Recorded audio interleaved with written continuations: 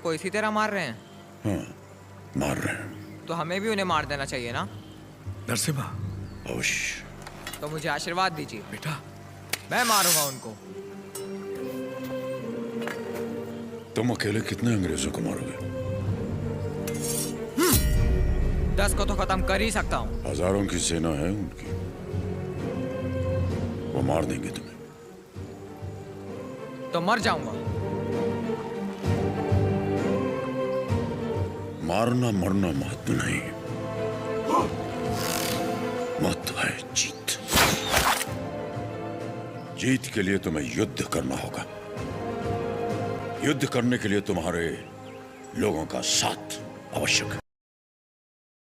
उनका साथ तभी मिलेगा जब तुम वही अग्नि उनके अंदर जला पाओगे जो तुम्हारे हृदय के अंदर है। स्वयं युद्ध बनना होगा।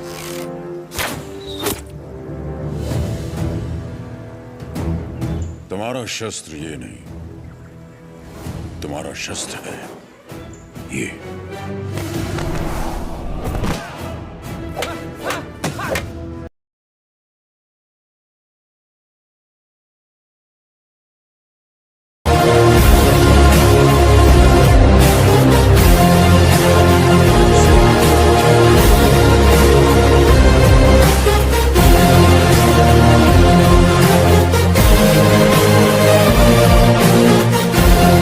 छोटे इलाकों से शुरू करके धीरे धीरे समय के साथ पूरे इंडिया में इसे फैला दिया जाए।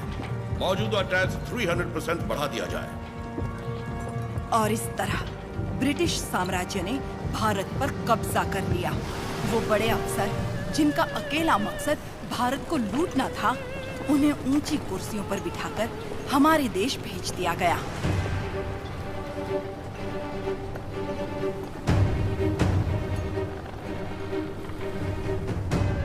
शैतानों की सेना का नुमाइंदा कॉकरेन दक्षिण भारत की तरफ बढ़ने लगा, जिसे भारतीय उपमहाद्वीप की रीढ़ की हड्डी कहा जाता है।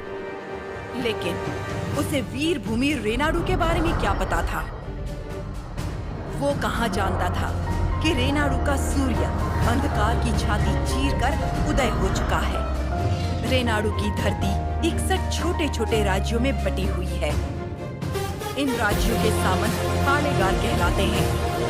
ब्रिटिश इन पालेगारों से उनकी सत्ता और एकता दोनों छीन चुके हैं। लेकिन अवुकु राज्य के पालेगार अवुकु राजू, मांडुकुरु के पालेगार वीरा रेड्डी और कर्नूल के पापा खान उन 61 पालेगारों में से हैं जो आज भी स्वतंत्र शासन कर रहे हैं। नरसिम्हा रेड्डी ने इन सबको एकजुट करने के लिए एक महोत्सव का आयोजन किया।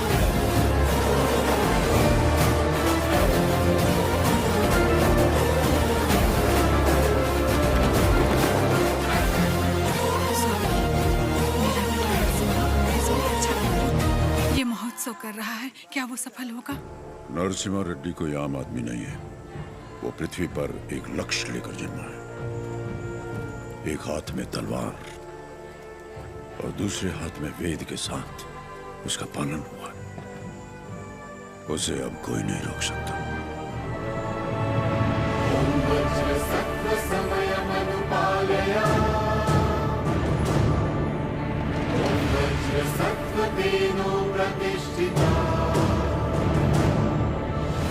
विद्रोही में भवः, शुतोष्णो में भवः।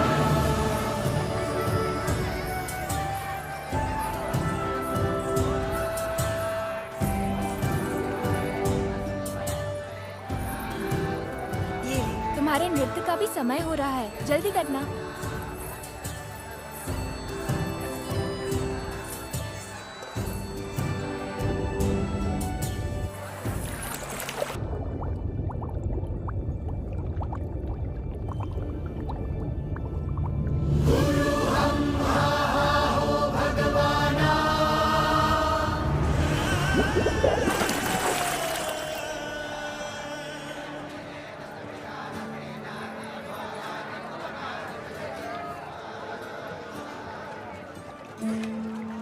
क्या हुआ बेटी? हाँ, स्वामी जी, अंदर कोई है?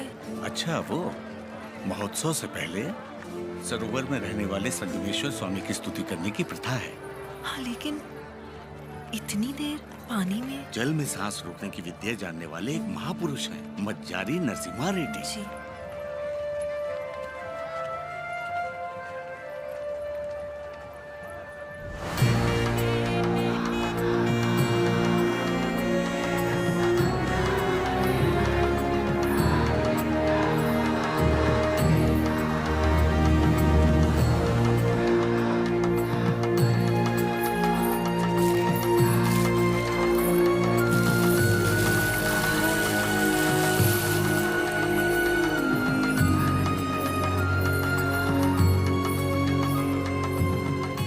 आज कई सालों बाद तुम्हारे लाए हुए वस्त्रों से भगवान का फिर श्रृंगार हो रहा है बाबा खान। ये हमारे भाई नरसिम्हा रेड्डी की महिमा है कि अंग्रेजों का बंद करवाया हुआ ये उत्सव फिर से शुरू हो गया। या अल्लाह, इस जश्न को किसी की नजर न लगे, सब मिलकर दुआ करो।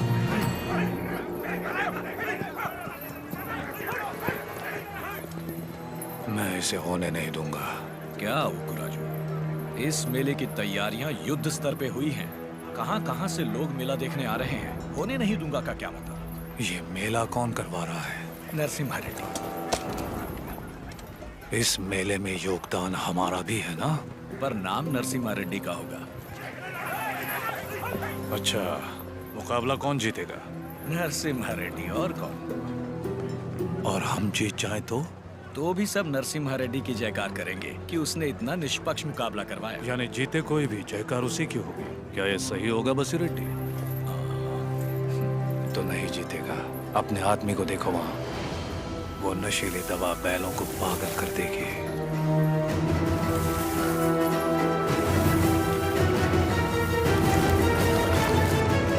नरसिम्हा रेड्डी हो या फिर भगवान नरसिम्हा ही क्यों ना हो, ये मुकाबला कोई नहीं करवा सकता। बोली रेड्डी, दवा और ज्यादा मिला दो। ये मुकाबला क्या महोत्सव ही नहीं होना चाहिए।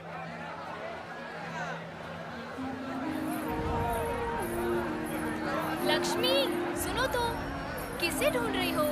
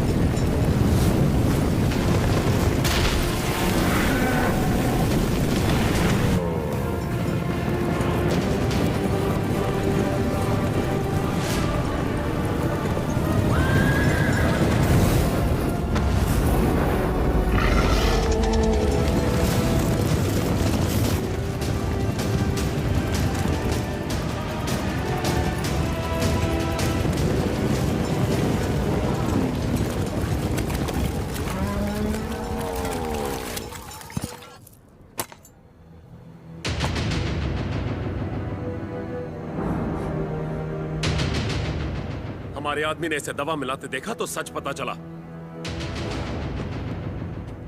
अरे जो हो गया सो हो गया, कोई अनहोनी तो नहीं हुई ना। भूल जाओ, सब कुछ ठीक है। अबकू राजू भी तो पालेगार ही है। चलो छोड़ो, अब जाओ सब, ये उनकी खानदानी दुश्मनी है, सब जानते हैं। तमाशा खत्म। रुक जाओ।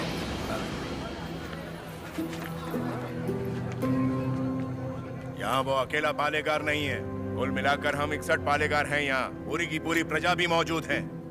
यह उत्सव सबका है बसीर रेड्डी। राजा हो या प्रजा, न्याय सबके लिए बराबर है। अवकू राजू को क्षमा मांगनी ही पड़ेगी।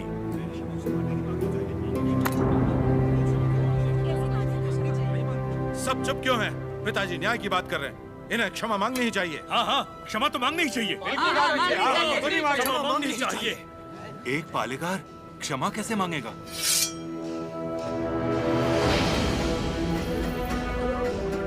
अपना सर काट दूंगा, लेकिन क्षमा नहीं मांगूंगा। अवकू राजू। पापा खान, माना कि अवकू राजू ने अपराध किया है, लेकिन ये पालेगार हैं 70 गांव के। ये तो सब जानते ही हैं कि इन्हें मुझसे नफरत है, और यही नफरत इस अपराध का कारण भी है। लेकिन ये अपनी प्रजा से प्रेम करते हैं, और प्रजा पर इनके कई उपकार भी हैं, तो उनकी खातिर इन्हें हम क्षमा कर देते हैं।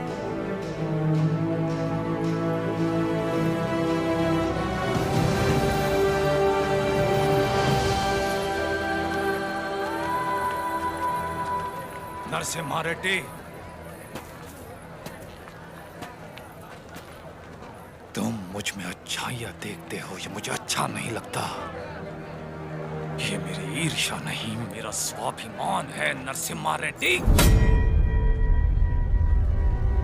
मेरा भी दिन आएगा नरसिम्हा रेड्डी, उस दिन सर झुकाकर तुम मुझसे क्षमा मांगोगे, और मैं सर उठाकर तुम्हें क्षमा कर दूंगा।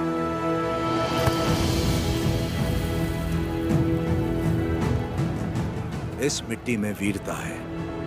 ये वीरता तुम में भी है और मुझ में भी। अपनी ये वीरता दुश्मनी पर नहीं, अपने देश पर खर्च करो। उसके बाद मैं तुम्हारे आगे सर झुका भी सकता हूं, और वक्त आने पर तुम्हारे लिए सर कटा भी सकता हूं।